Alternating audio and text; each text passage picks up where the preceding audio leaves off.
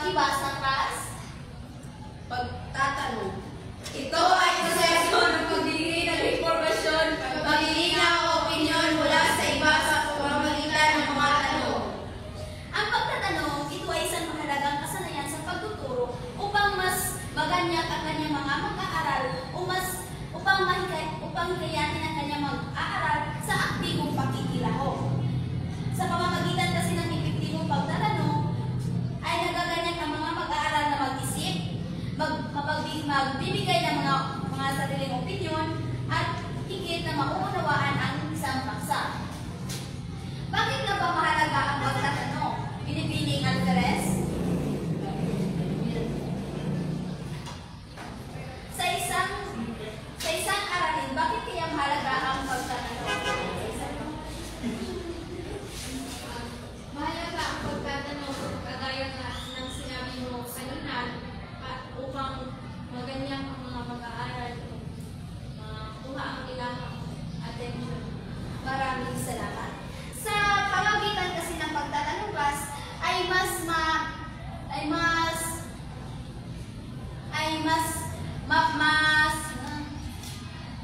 kasi ng isang mga mag-aaral ang paksa. Mas makapagbibigay sila ng mga sariling opinyon nila batay sa paksang ating tatalakayin. Ngayon ay mga dahilan ng isang guro kung bakit kailangan ang pagtatanong ng kanyang mga mag-aaral. Una ay ibig ng guro mamimisigla ang talakayan sa klase. Sa isang talakayan ng guro ng pagtatanong kasi at sa guro ng pagtatanong at sagot sa kanilang mga mag-aaral ay mas nagiging interaktibo ang isang pagtuturo at mas kapanabik-panabik. Nakikilaw ang mga mag-aaral kasi naiiwasan ang pagbabagot, nagkakaroon ng mas malalim na pag-uunawa sa isang aralin. Halimbawa, sa halip na diretso lamang ang pagpapaliwanag ng isang aralin, maaari magtanong ang guro kung may opinion ba ang kanyang mag-aaral tungkol sa baksang tatalakayin, may mga ideya ba sila, ganong class. Pangalawa naman ay nais ng guro magatiyak kung naging mabisa ang kanyang paglalahad sa aralin. Nais kong marinig ang ideya na Binibining Maricar. Nais ng guro makatiyak kung naging mabisa ang kanyang paglalahad sa aralin. So, kinakailangan na matiyak ng isang guro na tama ang kanyang pag-discuss or paglalahad ng isang aralin upang mas maiintindihan ng mga mag-aaral ang kanyang aralin na itinuto. Kinakailangan na matiyak na ito ay tama upang magkaroon ng interaksyon ang guro at estudyante. Salamat. Ang layunin kasi ng pagtuturo ay hindi lamang maipasa ang kanilang mga impormasyon, kundi matiyak na ang guro ay mauunawaan ng mga mag-aaral ang kanyang paksang tinatalakay. Sa pamamagitan kasi ng maingat na pagtatanong class, masusukat ng guro kung natagumpay ng klase ang kanyang itinakdang layunin. Halimbawa, kung ang layunin ay nauunawaan ng sanhi at bunga ng isang pangyayari, maaari itanong ng guro ano ang naging epektibo ng halimbawa, Revolusyong Pilipino sa ating bansa. Naiintindihan ba, class? Yes, ma'am. Ang pangatlo naman ay ibig ng guro magkatiyak kung natamo niya ang layunin ng pagtuturo. Dito naman ay pagkatapos ng ating talakayan ay magtatanong ang mga guro kung nauunawaan ba, kung ano ba ang mga aral na mapupulot sa kanyang aralin. At naiintindihan ba sa mga mag-aaral niya kung ang kanyang paksang tinatalakay ay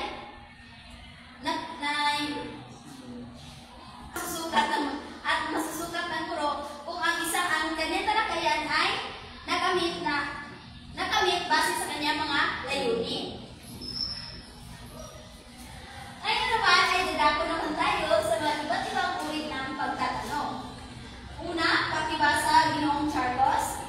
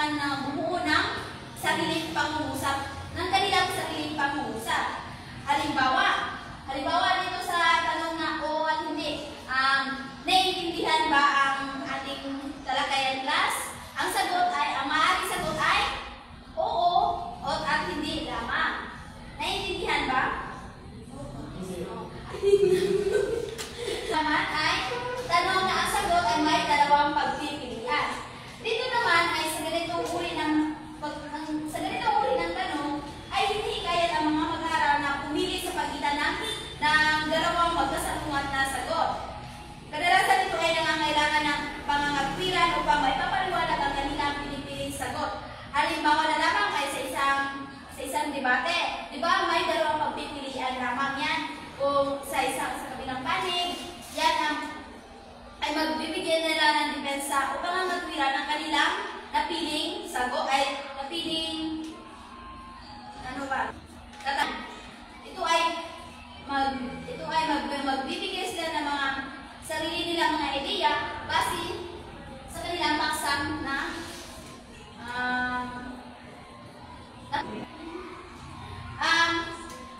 sa pangatlo naman ay tanong tungkol sa mga tao, bagay, unan o pangyayari. Maaari mo bang basahin ang definasyon sa pangatlong uri ng pagtatanong, binibining alphabets? Ang mga tanong ay nagsisimula sa sino, ano, alin, saan, o kailan. Sa mga katanungan ito ay makakasa o magagamit ng mga mag-aaral ng kanilang unawa ng paksang dinalangkay. Halimbawa, sa tanong na ito ay gumagamit ng mga sino, ano, kailan, ano, paano. Halimbawa na lamang ay sa isang kwento. Di ba, sa isang kwento, halimbawa sa paksang sa pag-aaral na si Bagong at si Matsing. Maaaring magtanong ka kung sino ang mga tauhan doon, ano ang nangyari, ano ang mga naganap, o kailan naganap ang isang pangyayari, ganyan class. Pang-apat naman ay ang tanong na bakit. Sa tanong na bakit, sa pagtatanong na ito ay ang mga mag-aaral ay nagagamit ang kasanayang magpapaliwanag sa kanilang sariling ideya. Sa pagpapaliwanag kasi, nagagamit ng mga mag-aaral ang kanilang wasto at malalim na pagpuro-puro o pagpapaliwanag batay sa kanilang nauunawaan sa paksang ibinigay ng guro. Ang mga tanong kasi na nagsisimula sa bakit ay nahihikayat ang mga mag-aaral na nagbibigay sila ng kanilang mga sariling ideya o rason sa kanilang sagot. Sa ganito kasing paraan klasang nalilinang ang kanilang kakayahan sa pagsusuri at lalo na sa pag-aanalisa sa katanungan. Ang panglima naman ay tanong na pagtitimbang. Dito naman sa panglimang uri ng katanungan ay sa katanungan ito ay nangangailangan ng pagpupuro at pag-isa sa mga bagay na nagpapaliwanag kung ano ang nagiging kapasyahan. Sinasanay ito ang mga mag-aaral na nangangatwiran ayon sa impormasyong alam niya batay sa pansarili niyang kaalaman. Sa ganitong uri kasi ng tanong klasa, tanong na pagtitimbang ay nangangailangan ng masusing pagsusuri at pangangatwiran ng mga mag-aaral. Sinusubo kasi dito ang mga kakayahan ng mga mag-aaral na suriin ang iba't ibang impormasyon at makabuo ng kanilang sariling konklusyon. Halimbawa na lamang sa tanong na pagtitimbang. Alin ang mas epektibong paraan ng pagkatuto? Pagbasa ng aklat o panonood ng mga edukasyon na video, paliwanag at bakit. Ganyan class. Naiintindihan mo class ang mga iba't ibang uri ng pagtatanong? Yes, ma'am. Sa pangkalahatan class, ang pagtatanong ay isang epektibong estratehiya ng pagtuturo na hindi lamang nagpapasigla sa klase, kundi tumutulong din sa guro na masuri ang pag-unawa ng kanyang mga mag-aaral. Sa pamamagitan kasi ng pagtatanong, sa pamamagitan kasi ng tamang paraan ng pagtatanong, ay nagagabayan ng mga mag-aaral na maging mapanuri, mapanika at mas aktibong makikilahok sa isang klase o mas mapukaw ang kanilang atensyon o mas magiging interaktibo ang pangyayari sa isang pagtuturo. Ang pang-anim na uri ng pagtatanong ay tatalakayin ni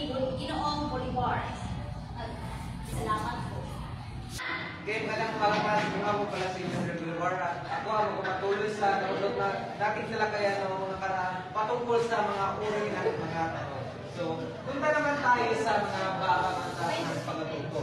Pag sinabi natin mababagantas, ito ang mga uri ng tanong na hindi magpapalalim ng pag-unawa ng mga mag-aaral. Karaniwan, inuulit lang ito ang mga alam na o naalam na. So, may limang bahagi ang mga mababagantas ng pagkatuto. So, basahin ang una. Pang-memorya. May idea ka ba dito, Miss Labor? Tama. Ang pang-memorya ay tanong na tumatarget sa pag-aalala lamang. Kumbaga, kailangan ito ang nalalaman mo nung nakaraan. Kumbaga, ito yung tinatawag natin na stock knowledge daw, stock knowledge. Halimbawa na lang, ano ang kabisiran ng Pilipinas? May isang tiyak na sagot, kundi ang Manila. So, sa pangalawa ay Restricted. so, ano ang restricted? Ginawang Batalino. Tama. Ang restricted ay tanong na may limitadong sagot lamang. Halimbawa, ang sinasagot ito ng oo o hindi. Tama, mali. Sa pangatlo, Cumulative o pang-memorya convergent. so sa pagkatanong nito ay tanong na tumutuon sa tamang sagot mula sa naunang kaalaman. Halimbawa, ano ang tawag sa prosesong ginagamit ng halaman para gumagawa ng pagkain? So ano nga ba ang proseso sa paggawa ng pagkain? Ang sagot nito ay photosynthesis. So, sa pang-apat ay Factual. So, may idea ka ba binibining nilagay? Wala, sir. Tama. Ang factual ay tumutukoy lamang sa impormasyon. Halimbawa, ilan ang rehiyon sa Pilipinas? So, ang factual.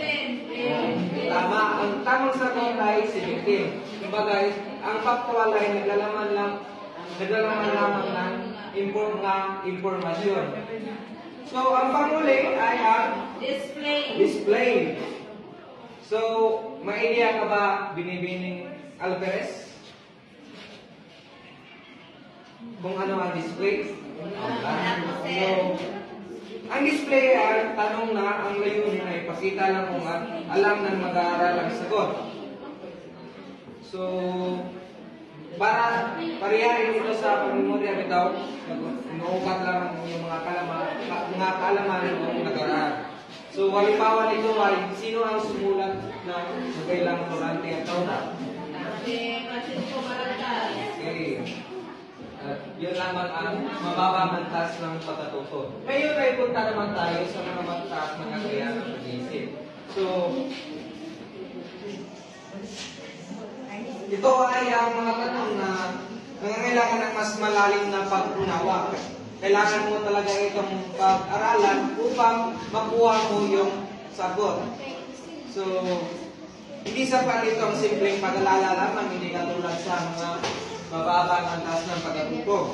So, kailangan ang paggamit ng high order thinking skills. Alam niyo ba itong high order thinking skills class? Palaliman ng kuan. Oo, yun. Gaya ng pagsusuri. Yes, One, sir. Mag-aanalisa. analyzing, evaluate, ang pinakataas yung creating. So, basahin lang sabay-sabay mas. Pangkukaw Pagkakaw ng pag-iisip.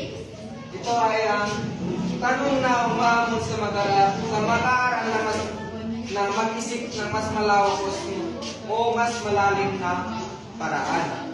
Halimbawa lamang ito ay ang paano mo mailalapat ang aral ng kwento ng alamat ng gubat sa tunay na buhay. Diba? Hindi kailangan dito ng mas mataas na pag-unawa upang masagot. Hindi ito masagot ng tama o hindi. Kailangan ng Makinayan.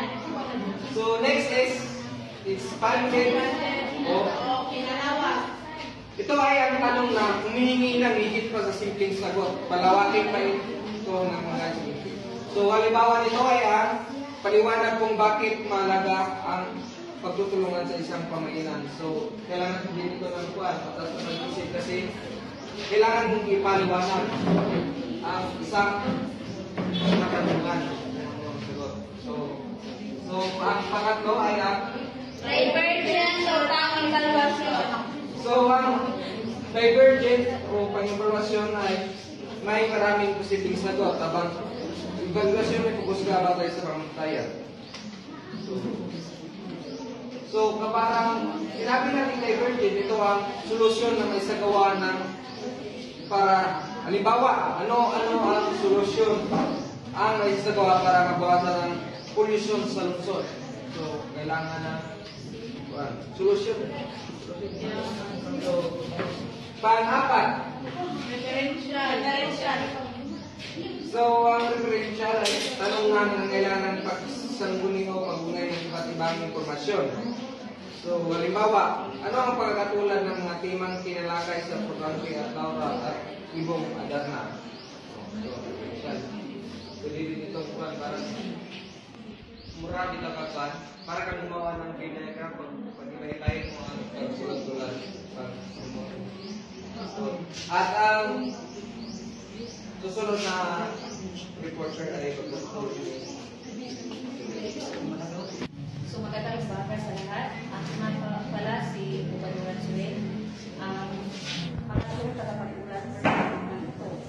At ang aking pagsasalakay ay patungkol sa taksonomiyang pagpubliko nito noong 1986. So bago yan, ay kilalanin na natin kung sino nga ba si Benjamin Samuel Bloom.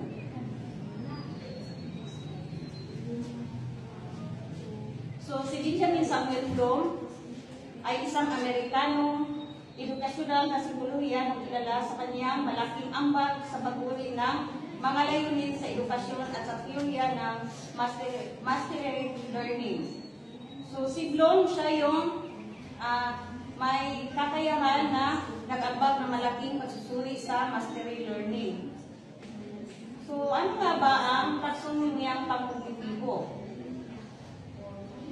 So ang taksonomiyang pagkognitibo ni Bloom ay isang sistema na nag-uuri ng mga layunin sa pag-aaral sa 6 na antas ng kognitibong proseso at ito ang 6 na proseso sa taksonomiyang pagkognitibo ni Bloom. So una na dito ay ang kaalaman. So ang kaalaman, ito ay knowledge. So nanghihingi ng isang tiyak na informasyon. So ito ay naghihingi ng tiyak na informasyon. Nagpapaulit ng dati ng natutunan o nararanasan. So, ang kaalaman, ito ay tinatawag sa English na knowledge. So, ang pangalawa naman, ito ay ang pangunawa. So, ang antas ng tanong dito ay nagpapabigay kahulugan sa isang bagay na natutunan sa pamamagitan ng at pagsasalin sa ibang forma o anyo, pagpapahayag ng sariling paraan, at ang paghambing. So, ang pangunawa, ito ay tinatawag sa English na comprehension. Sa pangatlo naman, ay ang aplikasyon. So, ang aplikasyon, ito ay may antas na tanong. Ito ay nagpapagamit ng informasyon. So, ang aplikasyon, ito ay tinatawag sa English na application. So, sa pang-apat naman ng ay ito ay ang pagsusuri. So, ang antas sa tanong ng pagsusuri, ito ay ang Nangangailangan ng gagayahan.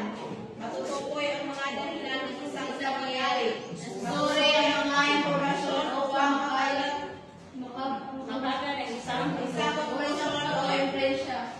Masuri ang isang konklusyon para makapagbigay ng ebidensya sa umayon o sumasalungat dito.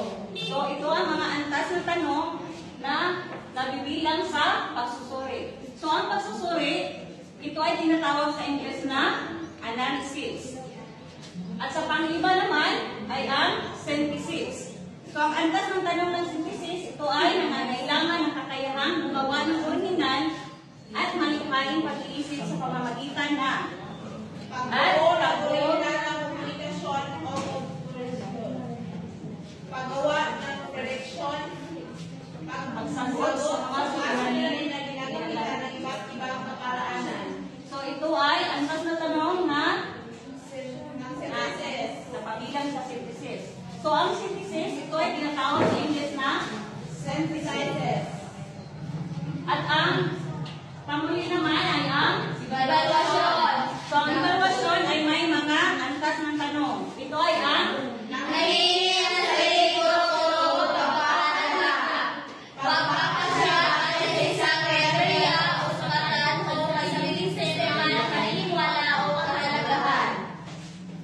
So ang Bloom's taxonomy ay may anim na